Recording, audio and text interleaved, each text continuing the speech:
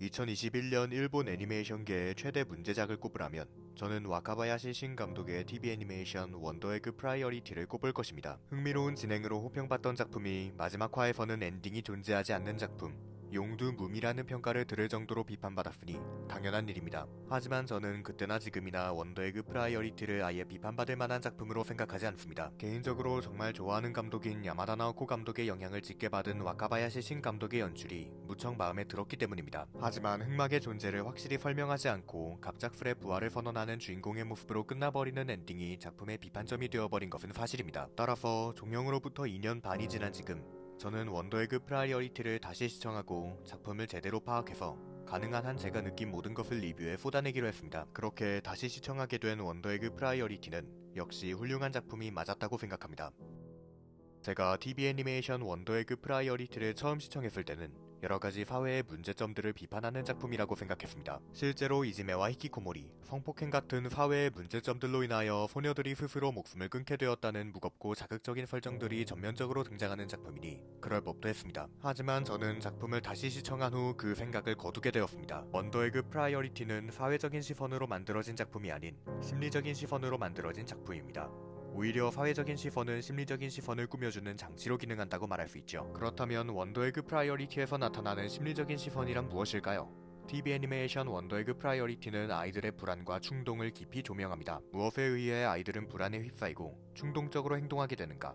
동시에 그 끝에서 얻게 되는 깨달음과 미래를 바라보는 새로운 선택을 강조합니다. 그것이 바로 논란의 지점이지만 저는 결국 이해하게 되었습니다. 원더에그 프라이어리티는 기본적으로 마법소녀에 기반을 둔 어반 판타지 애니메이션이라고 볼 수 있습니다. 사회적인 문제들을 형상화한 원더킬러에 맞서 히어로가 되어 소환자들을 지켜내면 자살로 인해 자신은 만날 수 없게 된 사람들을 만날 수 있게 된다는 설정을 기반으로 소녀들의 복잡한 심리를 풀어내고 하나의 깨달음과 선택으로 이어지는 구조를 갖추고 있죠. 이처럼 심리적인 고뇌들을 기반으로 마법소녀적 판타지를 보여준다는 점에서는 역시 신부 아키유키 감독의 애니메이션 프로젝트 마법소녀 마도카 마기카와 유사하다고도 볼 수 있을 것입니다. 그러한 설정으로 만들어진 세계에서 활약하는 4명의 주인공 아이, 네이르, 리카, 모모에는 저마다의 심리적인 고민을 안고 있는 아이들입니다. 아이는 유일한 친구인 코이토의 의문스러운 죽음에 의해 히키코모리가 되었고, 네이루는 친구의 생명을 두고 고민하며 현모 가정에서 외로워하는 자신을 바라봐주던 팬을 잃은 리카는 자해를 하고, 모모에는 사람들의 시선에 의해 성적 정체성을 고민합니다. 저마다의 고민에 불안해하던 아이들은 서로를 만나며 조금씩 불안을 벗어던지고 충동적으로 행동하기 시작합니다. 미션에 관한 일로 심각해지면서도 어느새 흥미로운 연애담 쪽으로 빠져버리기도 하고 자신들을 고민에 빠뜨리는 어른들의 험담을 하기도 하죠. 작품의 흑막이 되는 죽음의 충동과는 대비되는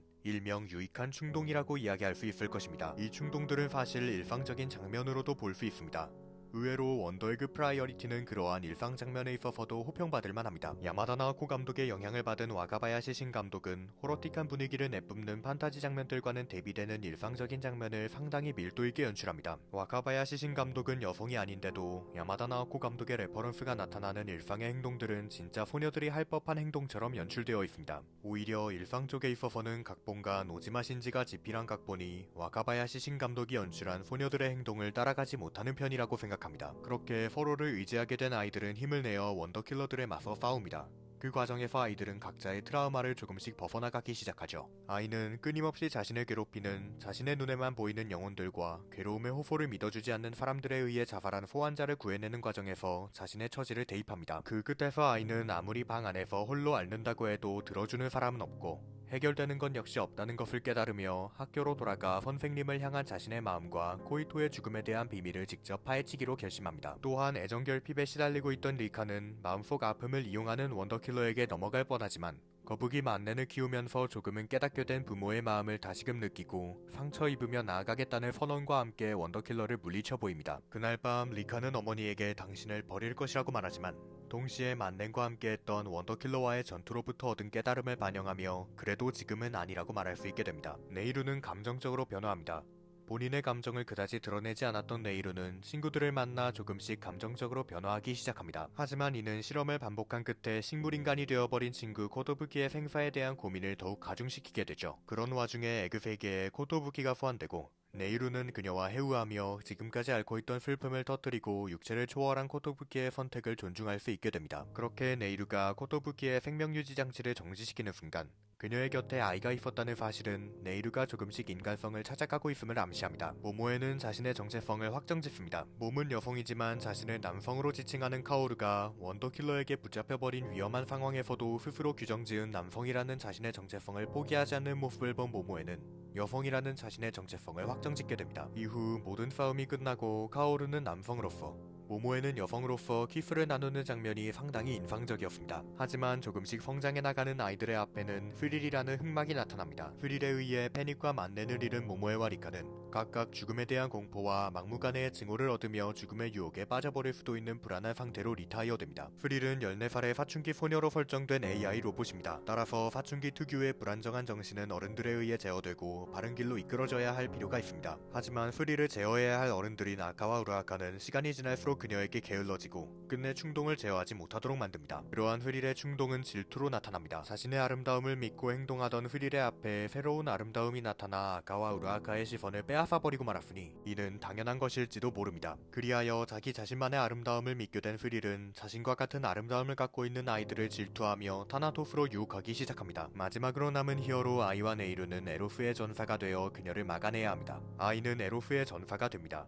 평행세계에 자신을 괴롭혔던 평행세계의 사와키 선생을 무찌르고 어머니와 사와키 선생님에 대한 관계를 인정하며 또 다른 자기 자신을 위로하는 것으로 자신의 트라우마를 스스로 치유하고 끝내 자신을 믿어내는 데에 성공합니다. 자신을 믿는 것이야말로 죽음의 유혹, 타나토스에 맞설 수 있는 유일한 수단일지도 모릅니다. 유혹은 나 자신이 나를 믿지 못하는 순간 나타나 저편에서 손짓합니다. 결국 나 자신이 나를 믿지 못하게 되는 순간 나는 유혹을 믿고 의지해버리게 되는 것입니다. 하지만 아이는 자기 자신을 믿어내는 데에 성공하였습니다. 평행세계의 아이 역시 죽음을 후회하고 새롭게 살아나갈 또 다른 자신을 위해 희생하죠. 그리하여 오토 아이는 에로스의 전사로 거듭납니다. 하지만 네이루는 죽음의 유혹에 넘어가 버리고 맙니다. 호도부기가 식물인간 상태에 빠진 이후 외로워했던 네이루는 친구들을 만나며 행복해하기 시작합니다. 하지만 네이루의 정체는 AI였습니다. 그러한 네이루의 본심은 인간이 되어 친구들과 함께하는 것이었습니다. 그러나 자신의 정체가 AI라는 사실은 모두에게 알리기에 너무나 큰 비밀이었습니다. 스릴은 그러한 네이루의 고민을 찌르며 들어옵니다. 스릴 역시 인간이 되고 싶어 했기 때문에 동질감을 이용하여 네이루를 끌어들이고자 한 것입니다. 결국 네이루는 스릴의 유혹에 넘어가게 되고 아이는 자신의 고민을 털어놓지 않은 네이루에게 실망하여 마지막으로 걸려온 그녀의 전화를 충동적으로 무시합니다. 하지만 두 사람은 친구입니다. 결국 아이는 네이루의 전화를 무시했던 것을 후회하며 눈물 흘립니다. 아이는 모두와 함께했던 나날들을 되돌리고 싶습니다. 이 역시 충동입니다. 충동은 유혹에 빠지게 쉽게 만듭니다. 네이루 역시 인간이 되고 싶다는 마음에 충동적으로 스릴의 유혹에 넘어갔죠. 하지만 자신을 강하게 믿고 있다면 어떤 충동적인 행동에도 불구하고 유혹에 빠져들진 않을 것입니다. 오토아이가 그러합니다. 오토아이는 자신을 믿고 새롭게 나아가고 있는 중이기 때문에 에로스의 전사가 되어 네이루를 구해내겠노라는 결심과 함께 용기를 낸다면 어떤 유혹도 두렵지 않습니다. 자신을 믿고 용기 있게 뛰어드는 것, 이것이 바로 TV 애니메이션 원더에그 프라이어리티의 진정한 주제입니다. 프라이어리티, 영어로 우선사항이라는 뜻입니다. 원더에그 프라이어리티는 이 영단어를 키워드로 하여 끊임없이 변화하는 불안하고 충동적인 아이들의 우선사항이 조금씩 확정되어가는 이야기를 담고 있는 작품입니다. 어떻게 아이들은 자신을 믿어내고 자신만의 우선사항을 세워가게 되는가? 그 방법은 아이들마다 제각각 다를 것입니다. 하지만 자신을 믿고 용기를 내야 한다는 것만큼은 제각각 다른 방법들에도 불구하고 변하지 않는 공통 기반입니다. 오토아이는 그 사실을 일깨워주는 캐릭터입니다. 시청자는 불안하고 충동적인 히키코모리 소녀 아이가 친구들을 만나고 원더킬러에 맞서 싸우며 끝내 자신을 믿고 새롭게 나아가는 모습을 통해 주제를 깨닫게 됩니다. 와카바야시 신 감독은 그러한 주제를 야마다 나오코 감독의 영향을 받은 일상 연출과 색채적이고 몽환적인 자신만의 판타지 연출을 합쳐내는 것으로 기괴하고 따뜻하게 표현해냅니다. 지금까지 저는 와카바야시 신 감독의 TV 애니메이션 원더에그 프라이어리티를 호평하였습니다. 그럼에도 불구하고 이 애니메이션이 완벽한 것은 아닙니다. 어째서 원더에그 프라이어리티는 용두무미라는 비판을 듣게 되었을까요? 그 이유는 마지막 화의 급전개에 있습니다. 일반적인 작품 같았으면 마지막 화의 급전개는 감독의 책임이었을 것입니다.